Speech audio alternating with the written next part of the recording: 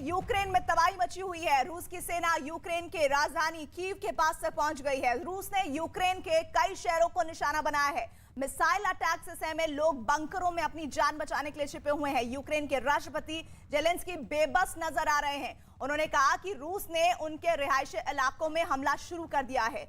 वहीं यूक्रेन ने भी जवाबी कार्रवाई करते हुए जानकारी ये आ रही है कि 3 शहरों में हवाई हमला किया है। उत्तरी कीव में घमासान लड़ाई चल रही है। 6 तस्वीरें जो यूक्रेन की हालत को बयां करने के लिए बेहद जरूरी हो जाती हैं। कीव में अलार्म बज रहा है। बंकर में छुपे हुए हैं लोग, क्योंकि और कोई विकल्प उनके पास नहीं है। यूक्रेन ने पुल तोड़ा है, ऐसा वो दावा कर रहा है। कीव के करीब है रूस, और रूस लगातार अपनी जद को बढ़ाने के तहत ये कहा जा रहा है कि कीव पर बहुत जल्द कब्जा कर जाएगा। और खेरसॉन में रूसी झंडे की तस्वीर भी सामने आई है। और इस वक्त हमारे साथ जुड़ रहे हैं जेड टारर, जो कि अमेरिकी विदेश विभाग के प्रवक्ता हैं। आपका जेड टारर जी बहुत बहुत स्वागत है नेटवर्क 18 से हमारे साथ जुड़ने के लिए। सबसे पहला सवाल, मौजूदा हालात में अमेरिका का स्टैंड क्या है? जी थैंक यू प्रीति। देखिए, इस वक्त शायद इसमें कोई शक नहीं होना चाहिए कि अमेरिका यूक्रेन और यूक्रेन के आम लोगों के साथ खड़ा हुआ है। सिर्फ अमेरिका नहीं, बल्कि जितने भी हमारे सबसे करीबी सहयोगी देश हैं, जिसमें शामिल G7 है, कल G7 का मीटिंग है, आज नेटो का भी मीटिंग है। ब्रसल्स, यूरोपियन यूनियन, बिल्कुल हम उनके साथ बहुत करीब से काम कर रहे हैं। और ये भी कहना चाहिए कि जो हमारे सबसे करीबी देश हैं, जिनमें शामिल UK है, फ्रांस, जर्मनी और इटली, उनके साथ भी हम मुसलसल राब्ते में हैं, ताकि पहली बात तो ये है हम यूक्रेन और यूक्रेन के लोगों तक मदद पहुंचा सकें, डिप्लोमेटिक मदद हम उनको दे सकें। और दूसरी बात ये है कि कल राष्ट्रपति बाइडेन ने अपने ऐलान में कहा, बहुत स्पष्ट तौर पर उन्होंने कहा कि जो नए सैंक्शंस इस वक्त हम लगा रहे हैं, जो प्रतिबंध हम लगा रहे हैं रूस पर और ख़ास तौर पर पुतिन पर, उनकी इंतहाई बड़ी कॉस्ट होगी। लेकिन सबसे बड़ी बात जेड टारर जी, आप लोग अमेरिका विशेष तौर पर रूस के खिलाफ है, लेकिन जो मजबूती यूक्रेन के साथ खड़े होने में दिखाई देनी चाहिए, क्या अमेरिका उसी मजबूती के साथ यूक्रेन के साथ खड़ा है? क्योंकि हाल फिलहाल जो 2 दिनों में बयान सामने आए हैं, वो मजबूती पहले वाले अमेरिका की नहीं नजर आ रही है जो इन 2 दिनों में दिखी। देखिए, हमारे सामने 2 शायद बातें हैं, 2 अलग बातें हैं यहाँ पे। पहली बात तो ये है कि ये जो सूरत हाल, मौजूदा सूरत हाल हम देख रहे हैं, ये कहाँ से आ रहा है? और उसका जवाब ये है कि ये सिर्फ पुतिन का फैसला था। पुतिन ने एक नाजायज बिला वजह युद्ध शुरू किया। उन्होंने एक लोकतांत्रिक देश पर हमला किया। शायद इसमें भी शायद ये ज़ाहिरी बात है कि पुतिन एक डिक्टेटर है, और शायद वो नहीं चाहते कि उनके एक पड़ोसी देश, एक लोकतांत्रिक देश ब्रसल्स के से करीब हो। तो पहली बात तो ये है कि ये जो हम सूरत हाल देख रहे हैं, ये सिर्फ एक ही जिम्मेदार है यहाँ पे, और वो है व्लादिमीर पुतिन। देखिए, जहाँ तक सिनेरियो में जेड टारर जी, अमेरिका का व्यू पॉइंट बहुत महत्वपूर्ण हो जाता है, और इसीलिए मैं आपसे ये जानना चाहूंगी कि रूस यूक्रेन पर जिस तरह से हमला कर रहा है, इसकी वजह अमेरिका की नजर में क्या है? जहाँ तक राष्ट्रपति बाइडेन का सोच है इस मामले में, वो ये है कि पुतिन ये चाहता है कि वो सोवियत यूनियन को एक बार फिर कायम करे। वो चाहता है, पुतिन चाहता है, ये राष्ट्रपति बाइडेन का सोच है।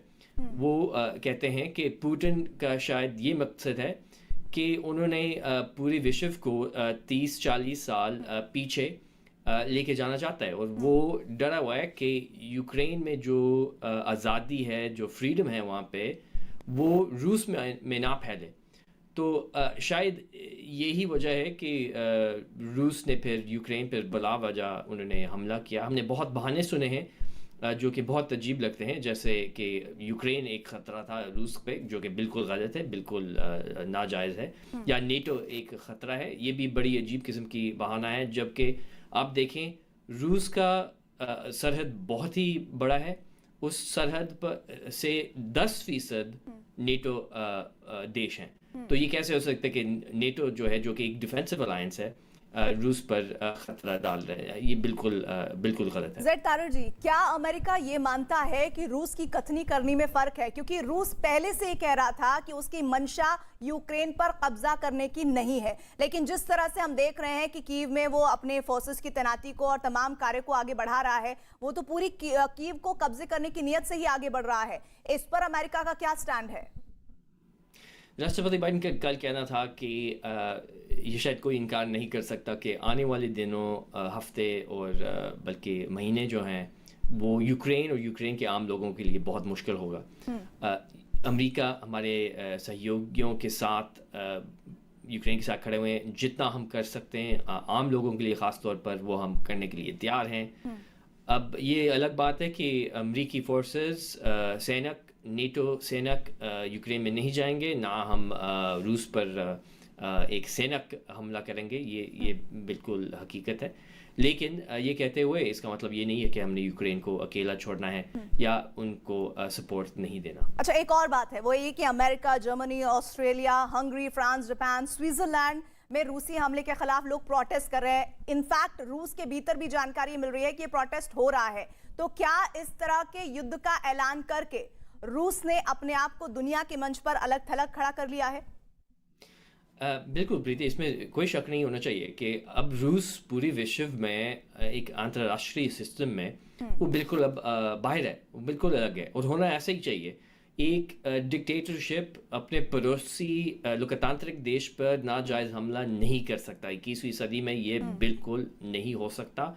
और शायद इस बात पर एटलीस्ट कम से कम 50% पूरी दुनिया के 50% GDP इस बात पर जुड़े हुए हैं कि ये गलत है और हमने पुतिन को और रूस को एक सख्त जवाब देना है कि ये हम बर्दाश्त नहीं करेंगे और रूस की इकोनॉमी को बिल्कुल हम बंद करने के लिए तैयार हैं। एक बात और है, 2008 में जॉर्जिया पर कब्जा किया, 2014 में क्रीमिया पर कब्जा किया रूस ने, और रूस कभी भी ये बात मानने को तैयार नहीं है। खास तौर पर पुतिन, वो ये कहते हैं कि USSR का विघटन कभी नहीं हुआ है। क्या उनकी जो विस्तारवादी की नीति है और यूक्रेन पर जिस तरह का हमला हो रहा है, क्या वो उसी नीति पर आगे बढ़ रहे हैं? देखिए, हम तो जो सूरत हाल हैं, इस वक्त मौजूदा सूरत हाल हैं, वो हम बहुत करीब से देख रहे हैं। और शायद ऐसा ही लग रहा है कि पुतिन, हम कहते हैं कि एक रिविजनिस्ट उनका ख्वाब है, यानी कि वो हिस्ट्री को, तारीख को एक बार फिर यकीनी बनाना चाहता है, जो कि बिल्कुल नहीं होना चाहिए, नहीं हो सकता। ख़ास तौर पर 2022 में ये बिल्कुल नाजायज़ है। और हम समझते हैं कि इसका जवाब एक ही है, और वो ये है कि हमने उनको एक बहुत सख्त, बहुत स्पष्ट पैगाम भेजना है पुतिन को और उनके एलाइज को, जो इनर सर्कल है उनका, कि ये बिल्कुल बर्दाश्त नहीं किया जाएगा। और हमने आप पर एक ऐसा कॉस्ट लगाना है जो कि आपको 2-3 दफ़ा सोचना पड़ेगा कि क्या ये मैंने जंग और युद्ध का रास्ता चुनना है या नहीं। अच्छा, एक और बात है, जैसे मैं बोल रही थी कि तमाम जगहों पर, तमाम मुल्कों में प्रोटेस्ट हो रहा है रूस के खिलाफ, और रूस के खिलाफ प्रतिबंध लगाने की भी एक होड़ सी तमाम मुल्कों में लग गई है। लेकिन क्या आपको लग रहा है कि रूस इन तमाम घटनाक्रमों से किसी तरह का दबाव महसूस करेगा और इस लड़ाई को खत्म करने की ओर बढ़ेगा?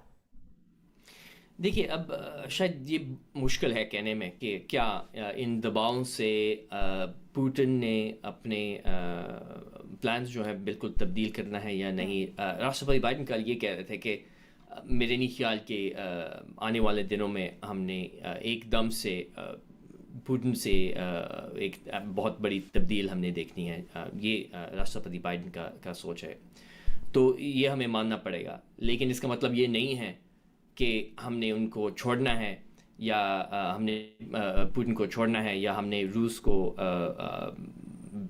इस जो पाथ है, ये जो रास्ता है, उनको अकेला यहाँ पे छोड़ना है। हमने उन पर एक सख्त जवाब देना है ताकि एक ऐसा कॉस्ट हो जो कि पूरे इस कैलकुलेशन को तब्दील कर सके। जेड तारड़ जी, जो तस्वीरें वहां से आ रही है यूक्रेन से, रोते बिलखते परिवार और अपने लिए किसी भी तरह की सुरक्षित शरण ढूंढते हुए लोगों की, वो तस्वीरें वाकई में दिल को दहला देती है, रोंगटे खड़े कर देती है।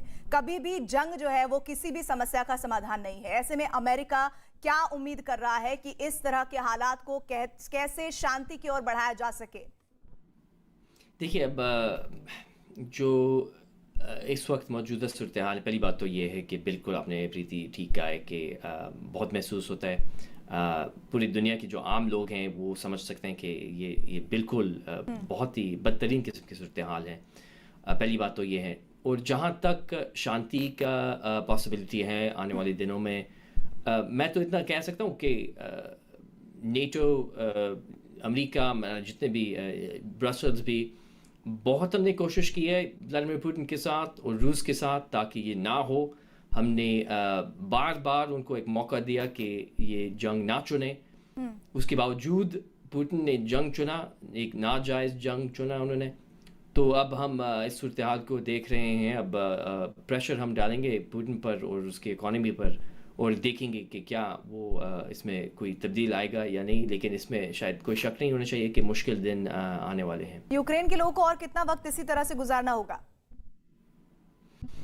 जी देखिए, इस वक्त तो शायद हमारे जितने भी रिसोर्सेज हैं वो इसी बात पे फोकस कर रहे हैं। हम बहुत करीब से देख रहे हैं कि हम यूक्रेन के लोगों को सपोर्ट कैसे दे सकते हैं। तारिक जी, बहुत बहुत शुक्रिया हमारे साथ जुड़ने के लिए। और अमेरिका का क्या स्टैंड है, किस तरह से वो इस लड़ाई में यूक्रेन के साथ खड़ा है और हर मुमकिन कोशिश और कवायद करने की है कि किसी तरह से रूस को